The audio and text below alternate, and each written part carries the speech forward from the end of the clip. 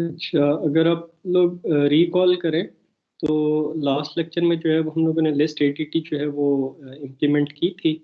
और हम लोगों ने देखा था कि कैसे हम लोग उसके अंदर वैल्यूज जो है वो स्टोर करवा सकते हैं और रिट्रीव करवा सकते हैं। अम, इसके अंदर अगर आपने गौर किया हो कि अभी तक जो हम लोगों ने एडीटी इम्प्लीमेंट की थी, उसके अंदर ये प्रॉब्लम था कि हमारे पास जो है वो उसके अंदर अगर लिस्ट के अंदर जितनी भी वैल्यूज हैं वो अगर हम लोग एक्सेस करना चाहते हैं तो वो हमारे पास कोई तरीका नहीं था कि एग्जिस्टिंग वैल्यूज को हम लोग कैसे जो है वो एक्सेस कर सकते हैं। ठीक है, मतलब हमने फाइंड का फंक्शन इम्प्लीमेंट कर लिया, अपडेट का कर लिया, बाकी सारे कर लिए, लेकिन we couldn't we didn't define a function through which we can access all the values in the list ना। तो अभी हम लोग क्या करेंगे, कुछ ऐसे फंक्शंस बनाएंगे जिसके थ्रू जो है वो हम लोग सारी की सारी वैल्यूज को जो है वो एक्सेस कर सकेंगे। ठीक है, तो ऐसे जो फंक्शंस होते हैं इनको हम लोग कहते हैं आइट्रेटर फंक्शंस। ठीक है, आइट्रेटर फंक्शंस कि हम लोग सारी वैल्यूज को जो है वो आइट्रेट करने के लिए यूज करते हैं।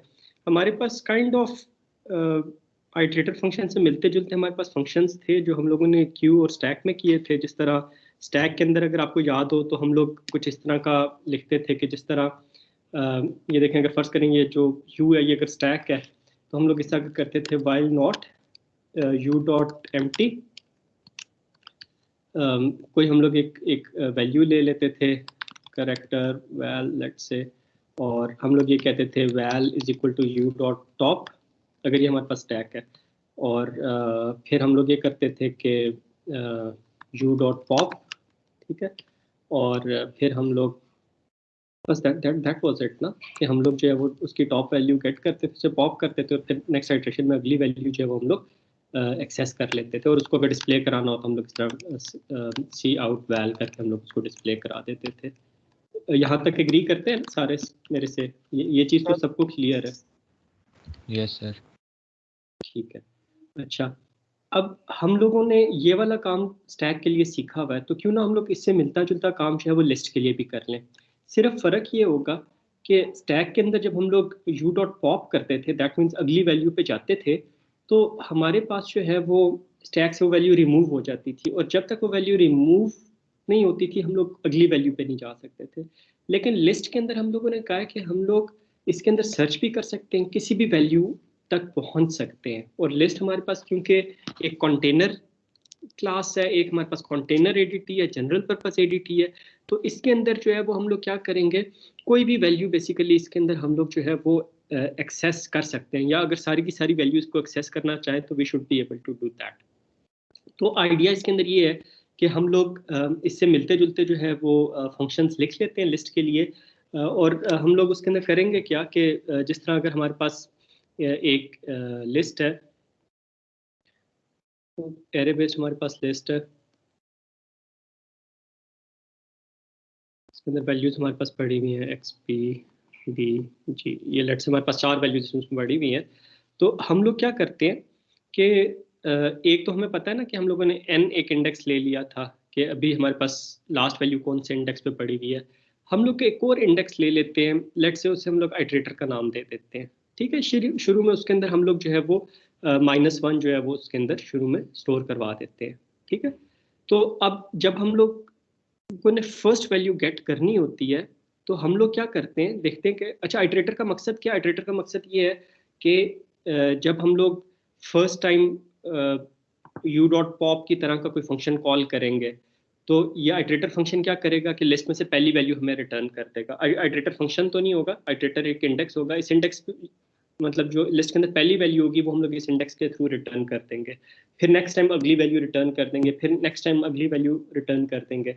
तो इसके लिए हम लोग क्या करेंगे कि इंडेक्स को जस्ट प्लस प्लस करेंगे और उस इंडेक्स पे जो वैल्यू पड़ी हुई है वो हम लोग रिटर्न कर देंगे। जिस तरह अगर हम लोग ये थोड़ा सा फंक्शंस को चेंज कर लें, एम्प्टी की जगह हम लोग कह देते हैं कि यू डॉट लास्ट या इज लास्ट।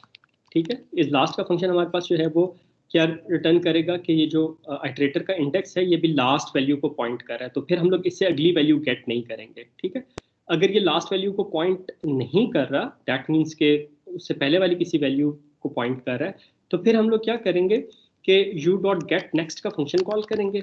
ये फंक्शन दो काम करेगा। जो टॉप और पॉप मिला के जो काम करते हैं ना स्टैक में, ये दोनों वो मिला के काम करेगा कि करंट जो वैल्यू है वो रिटर्न कर देगा, ठीक है, और इंडेक्स को नेक्स्ट वैल्यू पे मूव कर देगा। जिस तरह अगर आइटरेटर जो है सबसे पहले उसके अंदर -1 पड़ा हुआ है, तो ये हमारे पास गेट नेक्स्ट का फंक्शन क्या करेगा कि आइटरेटर प्लस प्लस करेगा, ठीक है, और उस पे उसके अंदर जीरो वैल्यू आ जाएगी, तो जीरो इंडेक्स पे जो वैल्यू पड़ी होगी वो रिटर्न कर देगा, ठीक है। फिर अगली मर्तबा जब गेट नेक्स्ट का फंक्शन कॉल करेंगे तो फिर आइटरेटर के अंदर हम लोग प्लस प्लस कर देंगे, ठीक है, और आइटरेटर नेक्स्ट इंडेक्स पे जो वैल्यू पड़ी हुई है वो रिटर्न कर देगा। इस तरह हम लोग करते जाएंगे। अल्टीमेटली क्या होगा, आइटरेटर लास्ट इंडेक्स पे पहुंच जाएगा, ठीक है, और उस इंडेक्स पे जो वैल्यू पड़ी होगी वो रिटर्न कर देगा।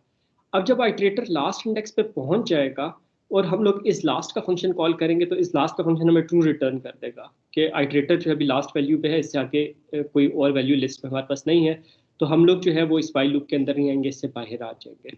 ये क्लियर है कि ये हम लोग किस तरह सारी की सारी वैल्यूज को आइटरेट कर सकते हैं।